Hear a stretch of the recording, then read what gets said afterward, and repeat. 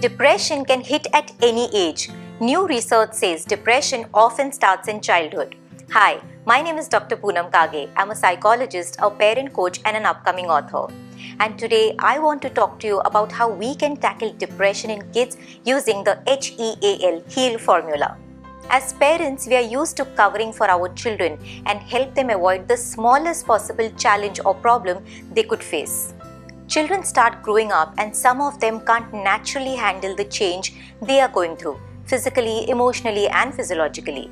Their problems become more and more complex as they progress from one year to the other, and if not supported timely, they run the risk of hurting themselves to the extent of no recovery. Very often, children become depressed because of various stressful events such as the passing of a beloved family member, friend or a pet, or at times it could be because the parents don't share a cordial relationship. It could also be because they aren't doing well academically or don't have supportive friends. The reason could be one, several or all at once. So as parents, let's be mindful and observant of what our kids are going through in their everyday life, how they're feeling each day and how they're coping if they are going through a crisis. A word of caution here. You may think it's a small, inconsequential event, but that's the same event that may be something that your child is unable to tackle with. So, don't disqualify any event as unimportant. If it's important to your child, make it your prime concern. Now, how will you notice if they are depressed or need help? Check if they have been sad or cranky, they have declined to eat some of their favorite foods, or do they have disturbed sleep or are not allowing you to sleep too. They are not their usual self and show very different and unusual behavioral patterns. They say no to anything you offer. Older kids may lock themselves up in their rooms and not confront you for days. They aren't interested in studies, nor are they willing to play with you. Now, these may sound like usual things most kids do every single day due to the frustration they are experiencing due to the lockdown. However, monitor if they have been showing any of these symptoms for over 2 weeks or more, then it's time to seek professional help. I also want to emphasize on this point that there is no shame in getting professional help when you need it.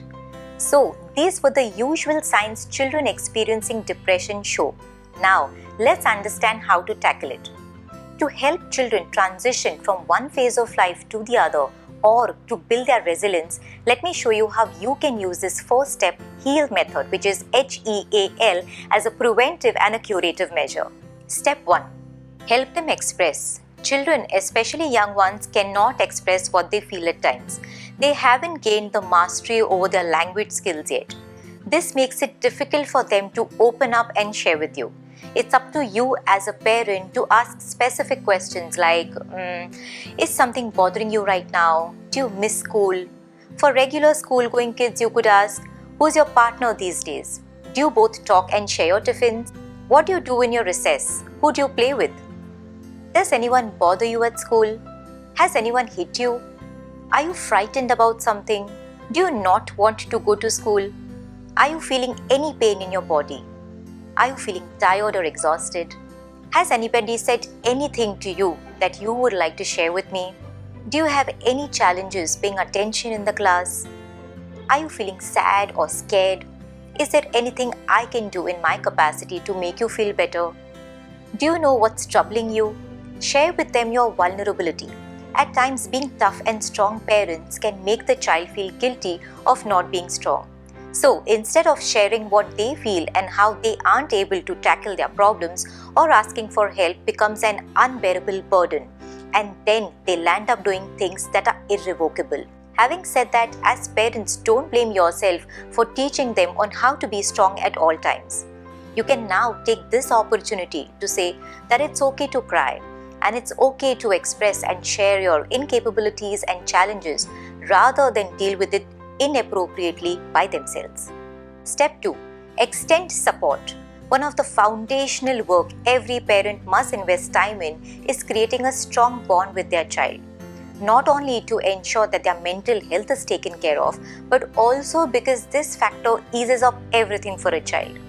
Just sharing their troubles with you may give them the confidence and the faith that all is well and that you have their back. Always mirror their feelings. It's okay for you to not agree with what they feel or think about a specific situation. Right now, all they want is for someone to see their point of view or understand their perspective. Give that without any questions asked. Once you think they have tackled the situation, then get into the coaching mode. Until then, stick to only offering your shoulder. Also, most parents lose touch with the challenges they faced when they were kids themselves. It is said that time is a great healer. So, lend that time to your kids too. They don't need to lead cookie-cutter perfect lives.